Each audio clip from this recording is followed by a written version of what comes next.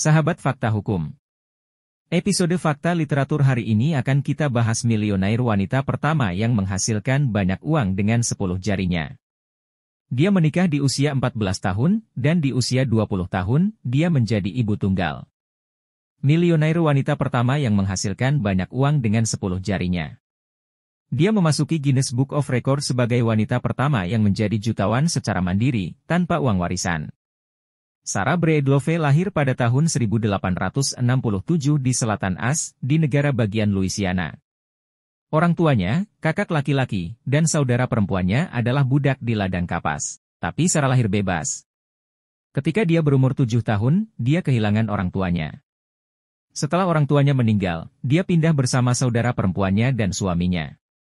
Saat kecil, Sarah bekerja sebagai pembantu rumah tangga dan tidak punya waktu untuk sekolah. Dia kemudian berbagi bahwa dia hanya memiliki 3 bulan pendidikan formal ketika dia menghadiri sekolah minggu. Dia baru berusia 14 tahun ketika dia menikahi Moses S1 MCHE Pronunciation Williams. Dia tidak melakukannya karena dia mencintainya. Yang benar adalah bahwa suami saudara perempuannya adalah pria yang sangat kasar. Dan pernikahan adalah satu-satunya cara bagi Sarah untuk melarikan diri dari keluarga itu. 4 tahun kemudian, Sarah dan Musa memiliki seorang anak perempuan, Alleluia. 2 tahun kemudian, suami Sarah meninggal. Jadi Sarah menjadi ibu tunggal dan janda di usia 20 tahun.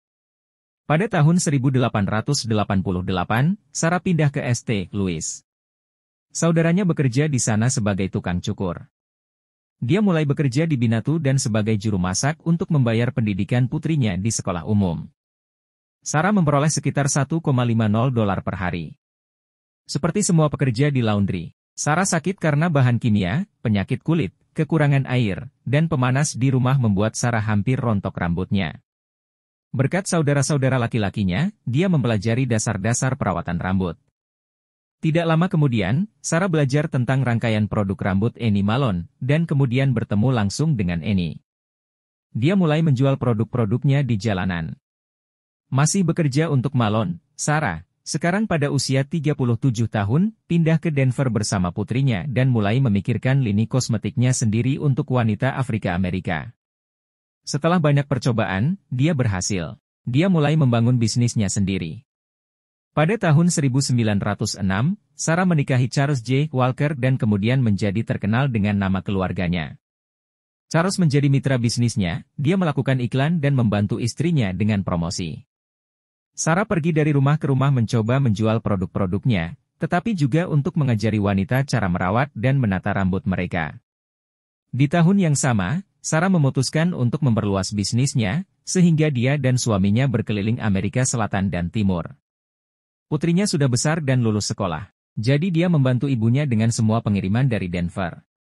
2 tahun kemudian, Sarah pindah ke Pittsburgh.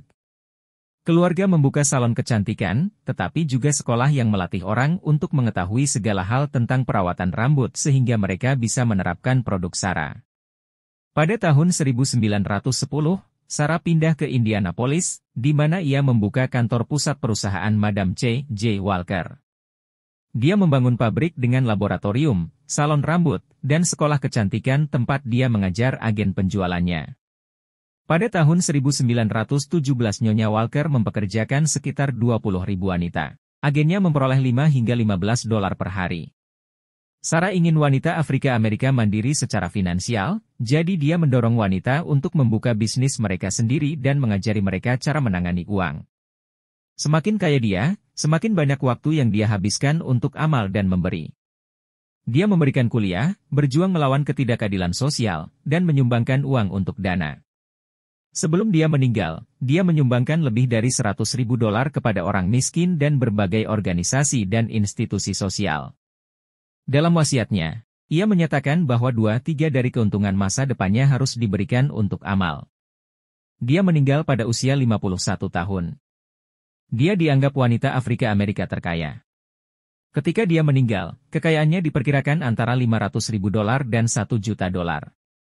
Selama hidupnya, Sarah bukan jutawan, hanya 2 tahun setelah kematiannya, kekayaannya bertambah, tetapi selama masih hidup, dia berharap dia akan menjadi jutawan. Dan bukan karena dia membutuhkan uang, tetapi karena dia ingin melakukan lebih banyak kebaikan. Semoga bisa menjadi inspirasi buat sahabat Fakta Hukum. Terus dukung kami dengan cara follow, like dan share postingan ini. Terima kasih.